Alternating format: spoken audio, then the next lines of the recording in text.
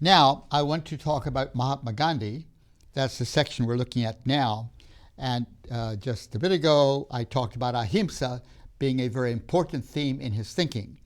So we continue now from that discussion about Mahatma Gandhi, beginning first of all with his significant way in which he was influenced by ahimsa. Mahatma Gandhi was also very influenced by Tolstoy, the philosopher who called for a look at history which would be committed to nonviolence, to justice with nonviolence. Tolstoy was calling for a world which would lay aside wars and all of that sort of thing. That was also a very important theme within Gandhi's thinking as he pressed forward for India to become independent of the British Empire. Another source of his inspiration in his philosophical development was the Bible, particularly Jesus Christ.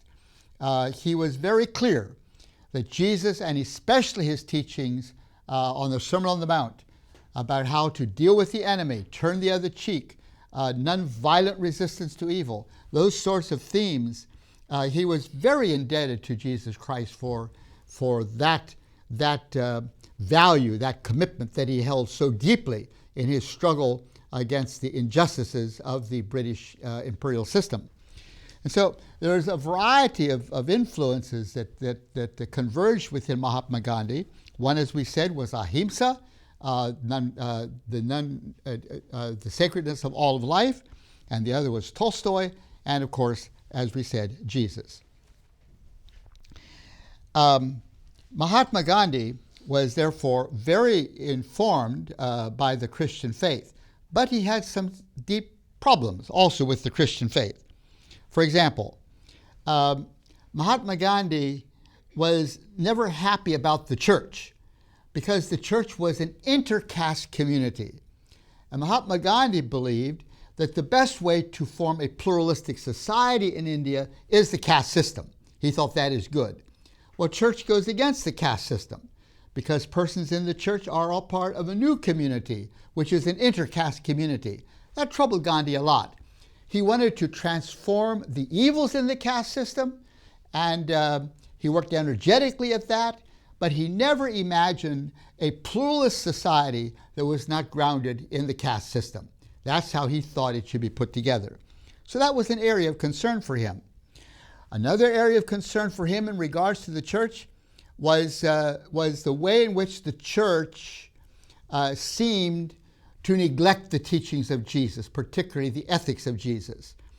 As I said earlier, Mahatma Gandhi believed very deeply that the teachings of Jesus on how to relate to the enemy and oppression is very helpful and necessary as he pressed forward to bring about independence of India from the British Empire. But he felt that the church said, well, Jesus is wonderful, but his ethics are too idealistic. We really can't apply these ethics of love for the enemy in the real world in which we live.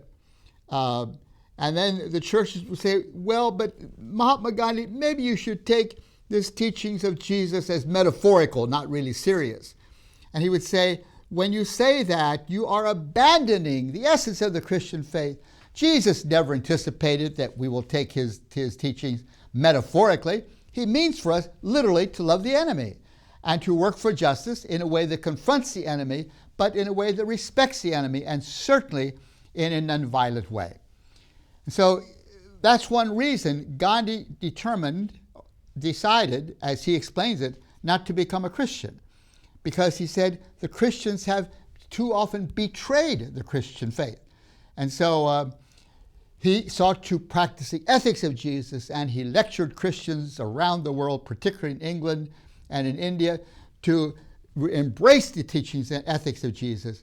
But he himself said, if I were to call myself a Christian, then it would seem to me that I would be becoming complicit. I would be agreeing with you in your ways of sort of avoiding the ethics of Jesus. So here is this Hindu pusher, leader who is pressing for an independent India. using the ethics of Jesus as a foundational commitment in his struggle against the British Empire, and lecturing the church to take Jesus seriously, particularly his teachings. The other area that troubled Gandhi was the Christian teaching about forgiveness, and we've already referred to that a bit. We will again when we look at Buddhism. But Gandhi believed that the Christian theology of forgiveness undercuts a commitment to morality. In other words, he believed that when you believe really in the law of karma, that your deeds will determine your fate, and there's no forgiveness, no deviation from that. If you believe that, then you will be a righteous person. You won't compromise righteous living. But if you believe that forgiveness is easily received, then that will undercut the foundations of morality. And he felt that Christians too quickly would go to church, take the communion and the Mass, accept that they are forgiven, and then go out and continue sinning as they had before. And that disturbed him very deeply. And that is one reason he confronted Christians in their doctrine of forgiveness. That was a concern of his. And Gandhi also was very concerned about the Christian confession that Jesus is Lord. Remember again the Bhagavad Gita, there's 50 million gods in Hinduism, and Gandhi would say, yes, believe in Jesus, no problem at all. But when you say Jesus is the only Lord and Savior, that gave him great trouble, Gandhi, in his interaction with Christians. He resisted that kind of theology very strongly. And for himself, he was committed to, he said he'll just be committed to all the gods because he believed, again, that's the best way to put a pluralistic religious system together. So those are some of the themes that went into forming Gandhi in his pressing forward to bring about independence for India from the British Empire. Now, the great test for Gandhi's leadership, as the British Empire began to crumble under this confrontation at many different levels of non-violent resistance to the empire, and was beginning to crumble, his great challenge was Muhammad Ali Jinnah. Muhammad Ali Jinnah was a leader of the Muslims in India. And Jinnah believed that the Muslims should develop their own political state, independent of India. At that time, Pakistan, both East and West Pakistan, were part of India, and India is predominantly Hindu. And so Muhammad Ali Jinnah was pressing forward, insisting that when independence comes for India, Pakistan will separate from India and establish its own Muslim state. Pakistan meaning the land of the pure. This will be a pure, wonderful Islam that will govern Pakistan. In saying that, Muhammad Ali Jinnah was communicating a pretty basic Muslim yearning, hope, quest for the Muslim community to become the Dar al-Salam, the region under Muslim political authority. That's a deep yearning for Muslims in many parts of the world. And as they were moving toward independence, the Muslims said, look, we don't want to be governed by a society which has 500 million gods. There's only one God, Allah. We need to form our own independent state, which is grounded in the truth that there's no God but Allah, not this Hindu polytheism.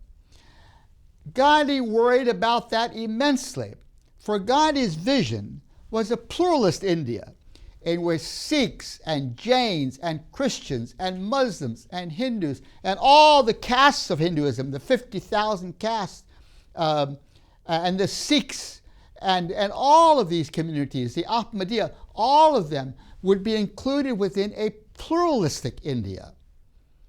And the Muslims under Muhammad Ali Jinnah's leadership says, no, we can't accept that. and it became extremely conflictual. Gandhi, in fact, fasted well nigh unto death to attempt to be a voice of conscience within India, both to Hindus and to Muslims, that they should live together as brothers and not feel this push for political control.